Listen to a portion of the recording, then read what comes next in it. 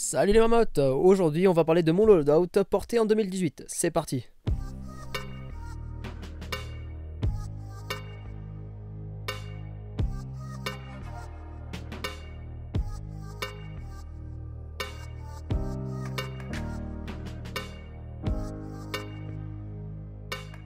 L'équipement que je porte actuellement est celui que je porte le plus souvent lorsque je joue en tant que sniper. Cela peut paraître un peu too much, mais le but est de pouvoir être efficace dans toutes les situations. J'ai quand même pas mal de répliques sur moi, mais j'arrive quand même à rester assez mobile.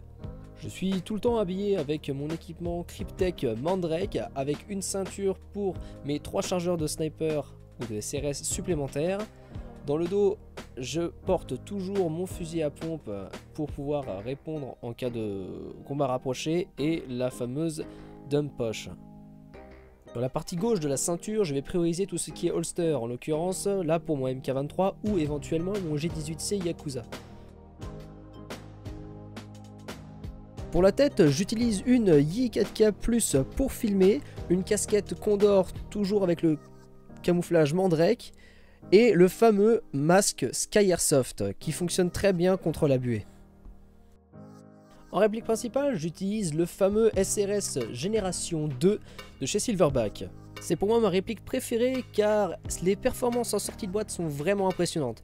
Actuellement, la seule chose que j'ai changé dedans est uniquement un simple ressort. Voici pourquoi je mets mes chargeurs à droite, cela me permet de pouvoir recharger à une main et assez rapidement.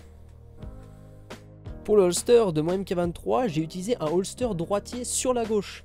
Vous allez dire c'est un peu bête, mais en fait c'est plus simple lorsque l'on utilise son bras droit, ou en tout cas sa main droite, pour pouvoir recharger ou en tout cas récupérer son PA, comme on peut le voir jusqu'à maintenant. Jusqu'à présent, je ne dispose pas de sangle pour mon SRS, ce qui fait que lorsque je vais utiliser mon fusil à pompe, je suis obligé de le laisser sur place, ce qui m'impose de savoir où je l'ai laissé.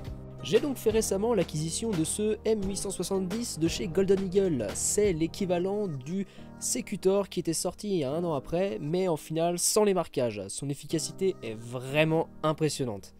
Son rail sur le dessus, les douilles sur le côté sont vraiment utiles et permettent de garder tout sur le fusil à pompe.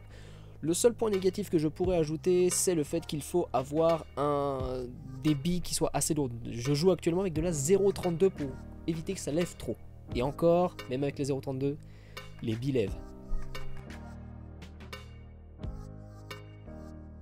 Comme je l'ai dit précédemment, je n'ai pas fait de grandes modifications sur mon SRS. J'ai mis un silencieux, j'ai changé le levier d'armement et le ressort pour obtenir une puissance d'environ 452 fps. Avec cette puissance, j'arrive environ à 1,98 joules, ce qui fait que je suis vraiment à la limite en jouant à la 0.40.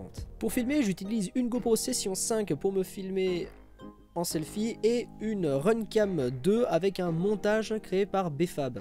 Pour le fusil à pompe, rien de particulier, tout est d'origine.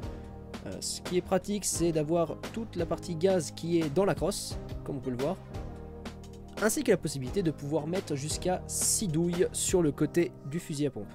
Le rechargement est assez rapide et cela permet aussi de ne pas porter une poche spécifique pour les douilles. Le MK23 que je possède est un MK23 de chez ASG, avec un silencieux que j'ai dû faire moi-même car j'ai perdu le silencieux d'origine.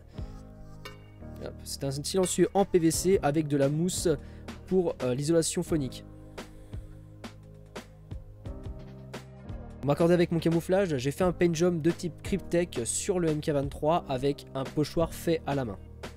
Bon là je sais que beaucoup vont rire, mais ça reste une réplique pour moi, c'est un nerf, oui un nerf.